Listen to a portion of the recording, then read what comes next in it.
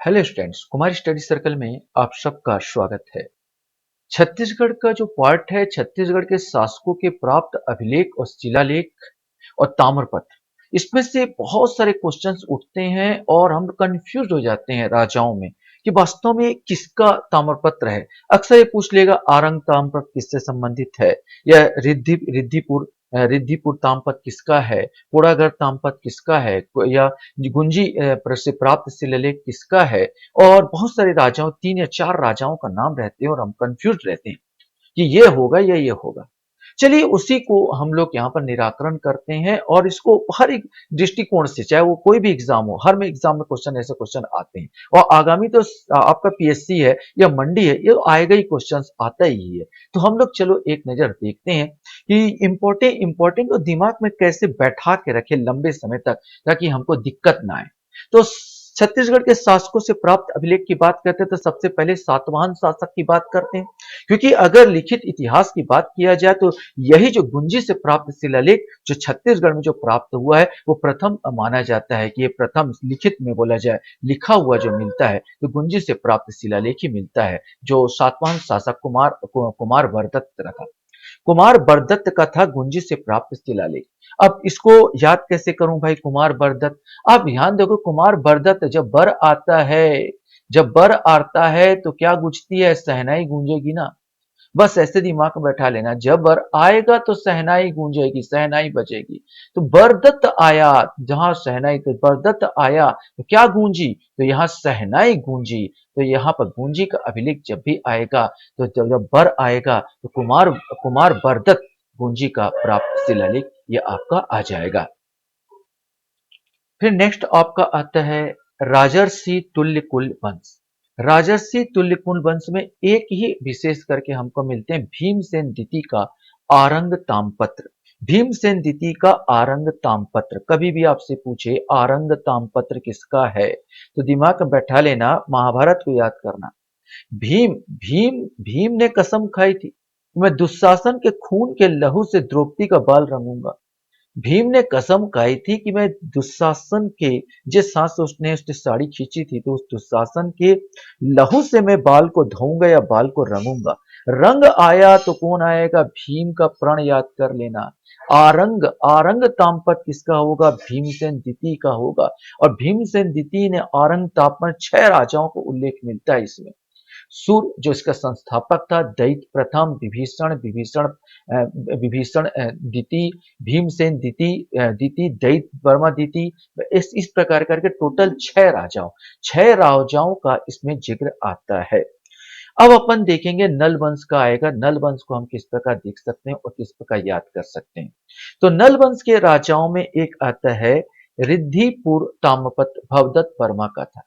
रिद्धि पूर्व तात्पर्य भवदत्त वर्मा का था। जब घर में रिद्धि सिद्धि करोगे, ऐसे याद कर, जब घर में रिद्धि सिद्धि करोगे तभी तो भव पार जाओगे, भव सागर पार जाओगे।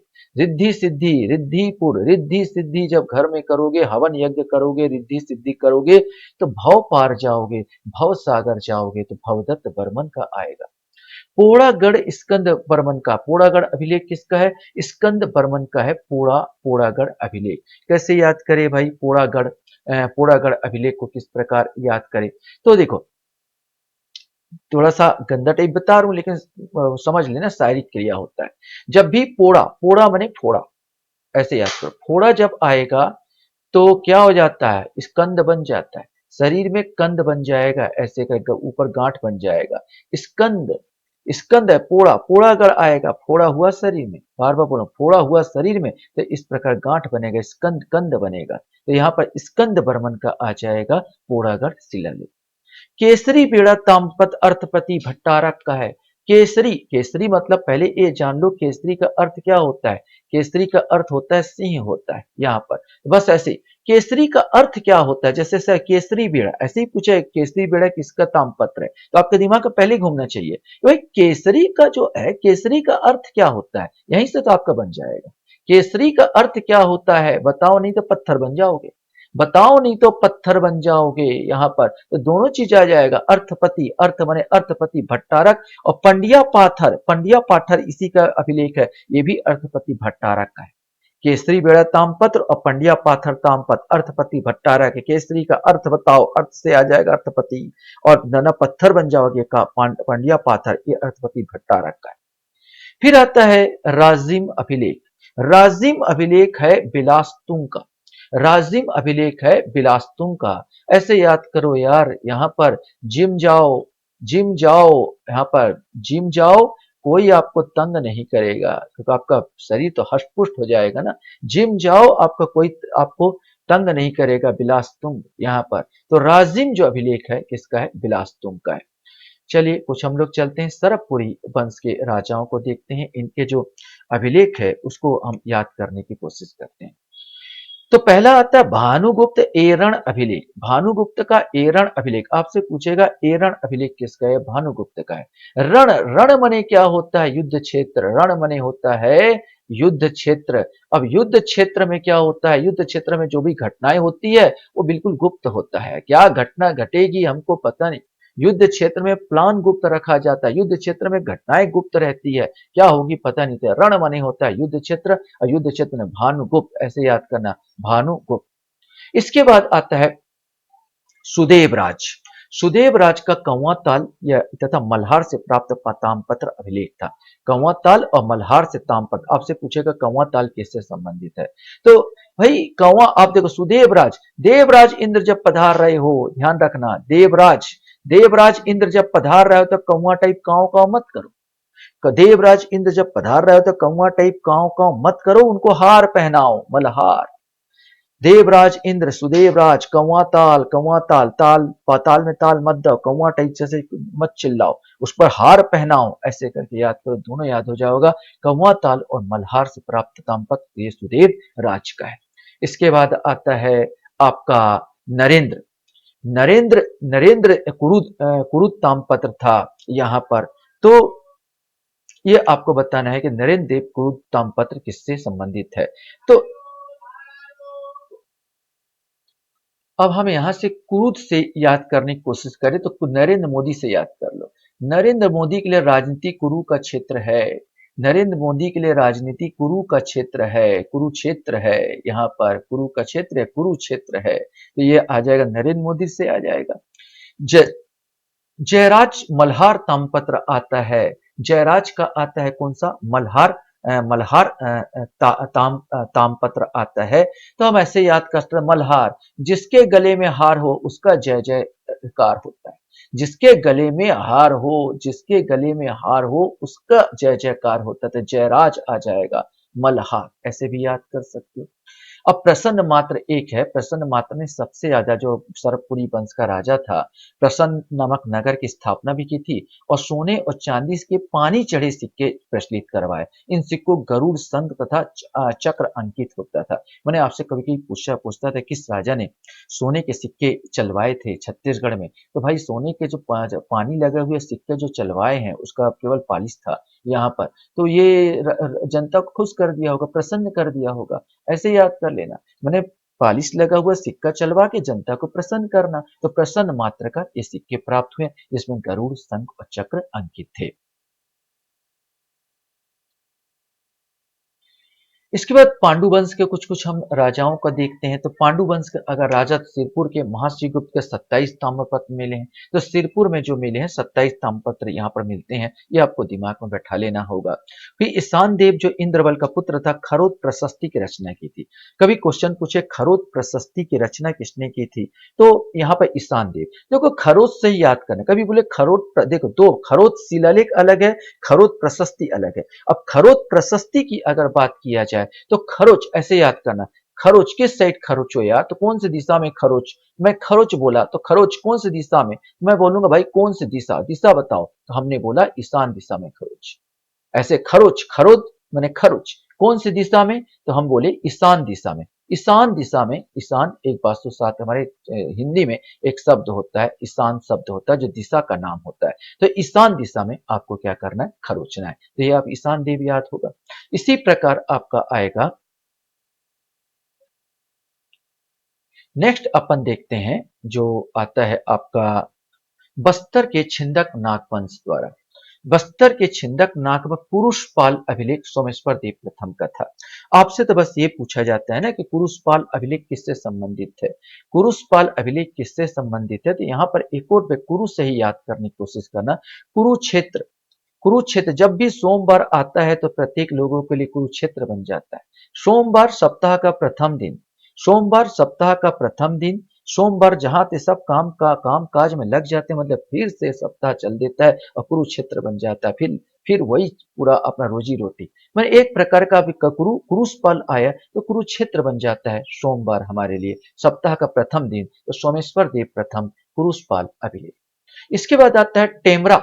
टेमरा अभिलेख किसका है, तो अगर राजा हरिश्चंद्र का स्टोरी आप थोड़ा सा जाने तो आपको जल्दी याद हो जाएगा कि राजा हरिश्चंद्र इतना ज्यादा दानी था, दान करते करते इसकी नौबत ये आ गई थी कि मरघट में ये सब जलाने वाला बन गया था, और मरघट में ये सब जलाने वाला राजा बन गया था।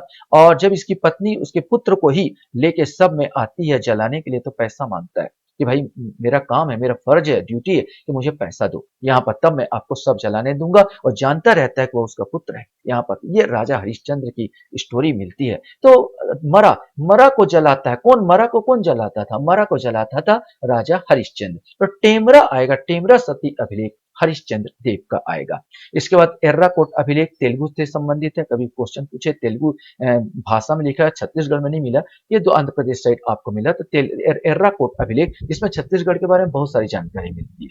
इसके बाद आता मधुरांतक देव के ताम्रपत्र में नरबलि प्रथा का लिखित साक्ष्य भी प्राप्त होते हैं। कभी क्वेश्चन पूछे किसके ताम्रपत्र में नरबलि प्रथा का लिखित साक्ष्य प्राप्त होते हैं, तो मधुरांतक। आतंक था नरबलि, क्वेश्चन नरबलि प्रथा माने, नरबलि प्रथा माने आतंक, मधुरांतक, आतंक मधुरांतक जिसमें आतंक हो, रांतक यहाँ जाएगा, आता है ना, मधुरांतक आतंक, नरबलि हो, नरबलि प्रथा से संबंधित होता है। चलिए थोड़ा सा और देखते हैं, हम लोग यहाँ पे देखते हैं कलचुरी वंश के कुछ अभिलेखों को देखने की कोशिश करेंगे। पृथ्वीदेव प्रथम का आमोदा ताम्रपत्र, आमोदा ताम्रपत्र पृथ्वीदेव प्रथम, आप एक मोटा आमोदा, एक मोटा ऐसे याद कर लो, एक मोटा अगर गिरेगा, अमोदा, एक मोटा अगर गिरेगा, कोई मोटा हो तो बुरा मत मानना, याद करने का तरीका है। एक मोटा अगर गिरेगा तो कहाँ गिरेगा, पृथ्वी में ना गिरेगा, तो पृथ्वी प्रथम तो पृथ्वी में ही गिरेगा। एक अमोदा, अमोदा एक मोटा अगर गिरा तो कहाँ गिरा, पृथ्वी में गिरा, तो पृथ्वीदेव प्रथम याद कर लेना।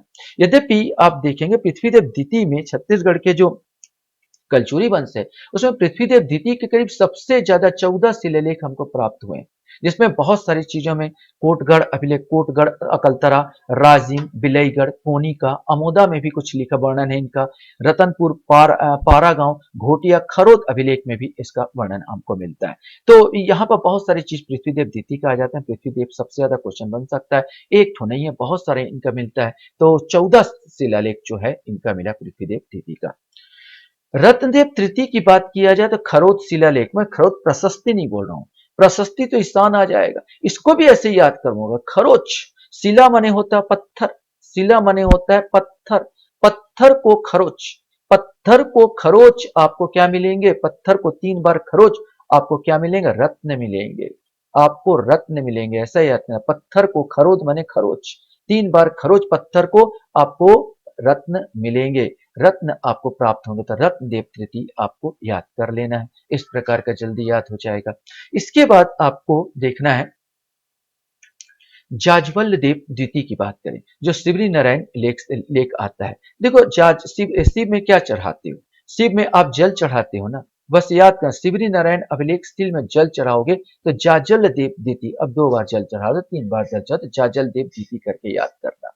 इसके बाद आता है कोसगई शिलालेख, कोसगई माने कोस, अब कोसगई से मैं याद कराने की कोशिश कर रहा हूं, कोसो बो गई माने कोस गई, कोस गई अगर हम याद करने की कोशिश करें, कोसो दूर गई, अब ये हो गया कोस गई, तो मैं ऐसे लिख सकता हूं इसको, कोसो,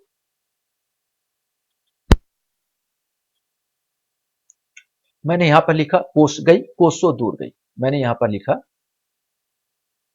कोसो दूर गई, आप ऐसे करके याद कीजिए।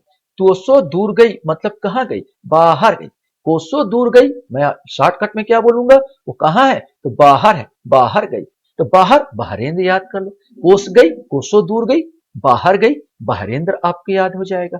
अब आएगा लास्ट में आपको याद करवा रहा हूं ब्रह्मदेव का खल्लारी शिलालेख, ब्रह्मदेव मैंने ब्रह्म, ब्रह्मदेव जब गुस्साएंगे तो सब खल्लास, ऑटोमेटिक है, खल्लारी सिलरे, सब खल्लास। ब्रह्मदेव अगर गुस्सा है, ब्रह्मा जी जब गुस्सा है तो सब के सब खल्लास। यहाँ पे तो खल्लारी शिलालेख ब्रह्मदेव को याद करने ये रायपुर करते थे। तो आशा करता हूँ ये वीडियो भी आपको अच्छा लगा होगा। आप लोग मेरे वीडियो को वॉच करते हो इसलिए धन्यवाद। Thank you very much.